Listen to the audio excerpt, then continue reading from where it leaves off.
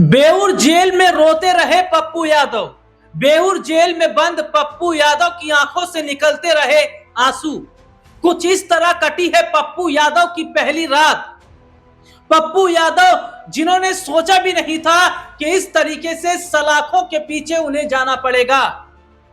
पप्पू यादव को कोर्ट से भी बड़ा झटका लग गया है और कोर्ट से झटका लगने के बाद तो पप्पू यादव बेसुध हो गए हैं।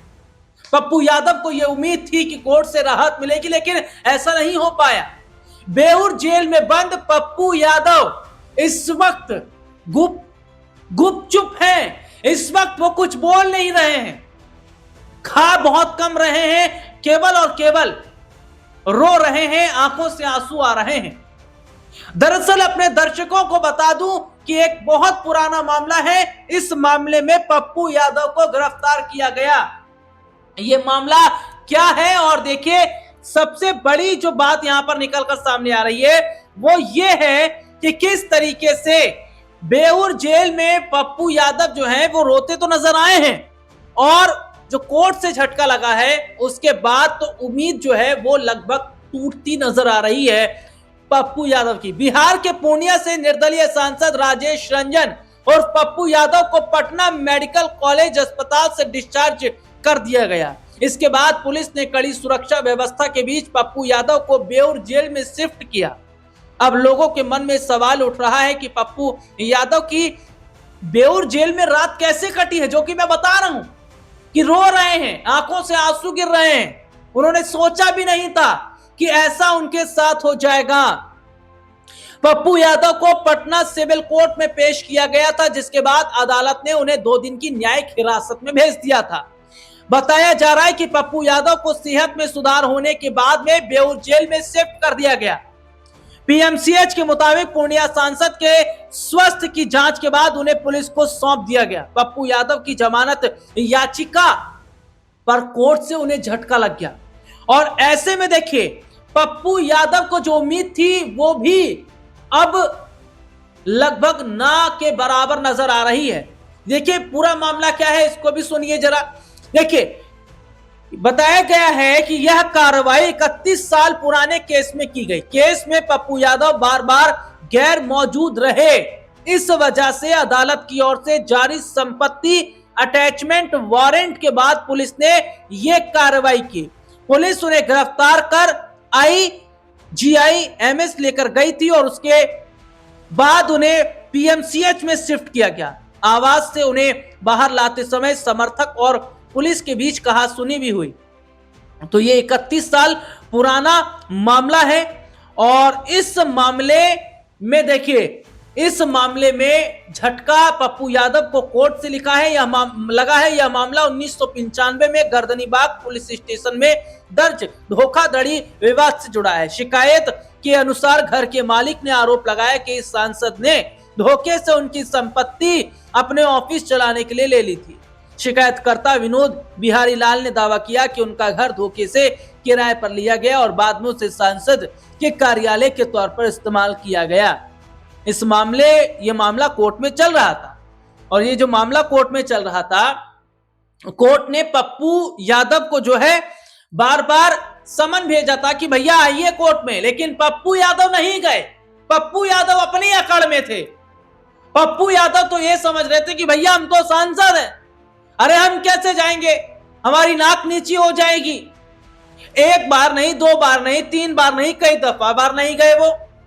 तो कोर्ट ने सीधा सीधा फैसला कर दिया कि भैया उठाना ये, और जब उठाना शुरू कर दिया तो पप्पू यादव की सेहत खराब हो गई। पप्पू यादव कहने लगे, गिड़गिड़ाने लगे कि भैया मुझे छोड़ दीजिए, मैंने अपराध क्या किया है। पुलिस ने बताया कि भैया अपराध आपने ये किया है और कोर्ट का आदेश आया है। पप्पू यादव मामले को हल्के में ले रहे थे। उन्होंने कहा कि भैया आता रहेगा समन, क्या दिक्कत है। लेकिन उन्हें नहीं पता था कि मामला इतना बढ़ जाएगा, और मामला बढ़ भी गया। अब कोर्ट से उन्हें झटका लगा है, न्यायिक हिरासत भी है। ऐसे में माना जा रहा है कि पप्पू यादव की मुश्किलें बढ़ सकती हैं। पप्पू यादव का स्वास्थ्य फिलहाल उतना ठीक नहीं है, और मैं जैसे कि बता रहा हूं कि पप्पू यादव की जो पहली रात है वो काल कोठरी के अंदर कुछ इस तरीके से कटी है जिसे पप्पू यादव ने अपने जीवन में कभी ना सोचा होगा। कुछ ऐसी रात उन्हें काटनी पड़ी है काल कोठरी के अंदर। और पप्पू यादव जो है वो बार बार न्याय की बात कर रहे हैं, कह रहे हैं मुझे न्याय मिलना चाहिए। और देखिए कोर्ट ने जो है आखिरी समय में जो सुनवाई है इसकी टाल दिया, आगे इसकी सुनवाई होगी। दरअसल ये देखा जा रहा है कि जो पप्पू यादव हैं, पप्पू यादव जो लगातार कई मुद्दों पर बात करते हैं, कई मुद्दों को उठाते हैं, लेकिन मुद्दे उठाते मुद्दों पर बात करते करते वो ये भूल गए कि भैया कोर्ट से समन आ रहा है, कोर्ट भी जाना चाहिए, लेकिन मामला हल्के में लेते रहे। और अब यहां पर ये देखा जा रहा है कि क्या पप्पू यादव को राहत मिलेगी, क्या पप्पू यादव आने वाले वक्त में जेल से बाहर आएंगे या लंबा जाएंगे पप्पू यादव। हालांकि पप्पू यादव के जो बेटे हैं उन्होंने साफ तौर पर कहा कि उनके पिता के खिलाफ साजिश हो रही है। बिहार की जो सरकार है वो पप्पू यादव के खिलाफ साजिश कर रही है। क्यों? क्योंकि बिहार के अंदर उन तमाम मामलों को पप्पू यादव उठा रहे हैं जिन्हें सरकार दबाने का काम कर रही है। अभी हाल ही में जो बिहार के अंदर जो नीट का जो पूरा मामला सामने आया और जो छात्रा से जुड़ा मामला था, इस मामले को खूब पप्पू यादव उठा रहे थे। लेकिन क्या देखा जाता है कि पप्पू यादव अचानक खुद ही अरेस्ट हो जाते हैं। हालांकि पप्पू यादव के बेटे ने साफ तौर पर कहा है, उनके समर्थकों ने साफ तौर पर कहा है कि बिहार सरकार जो है वो अपनी गलतियों को छुपाने का काम कर रही है। वो उन बच्चियों को, उन महिलाओं को इंसाफ नहीं दिलवाना चाहती, जो महिलाएं, जो बच्चियां इंसाफ के लिए भटक रही हैं। क्योंकि बिहार के मुख्यमंत्री नीतीश कुमार भी खुद भी तो ऐसे ही है।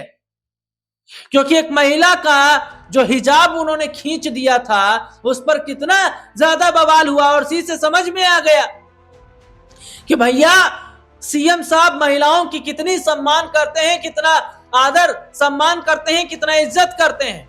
अब ऐसे में देखा जा रहा है कि क्या पप्पू यादव को वाकई सरकार के खिलाफ बोलना भारी पड़ गया। हालांकि मैंने बता दिया है कि एक पुराना मामला, उस मामले में पप्पू यादव को जेल भेज दिया गया है।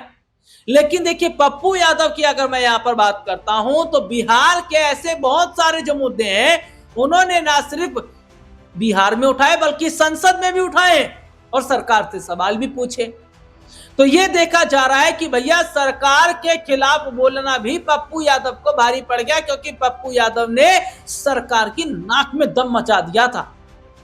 आए दिन खुलासे, आए दिन जो है वो सरकार को उधेड़ने में लगे थे और इसका खामियाजा कुछ इस तरीके से। अब यहां पर देखिए सबसे बड़ी बात जो नजर आ रही है वो ये है कि पप्पू यादव के जो समर्थक हैं, उनके बेटे आरोप लगा रहे हैं, लेकिन क्या गलती पप्पू यादव की नहीं है कि पप्पू यादव को अगर कोर्ट से समन आ रहा है तो भैया जाना चाहिए था। अब क्या गलती का भुगतान उन्हें लंबा करना पड़ सकता है? जी हां, अपने दर्शकों को बता दें, जिस शख्स ने पप्पू यादव के खिलाफ यह मामला दर्ज करवाया है वो कह रहे हैं कि हमें कोर्ट पर जो भरोसा है और जो न्याय होना चाहिए वो न्याय हो रहा है और ऐसे लोगों को ऐसी ही सजा होनी चाहिए।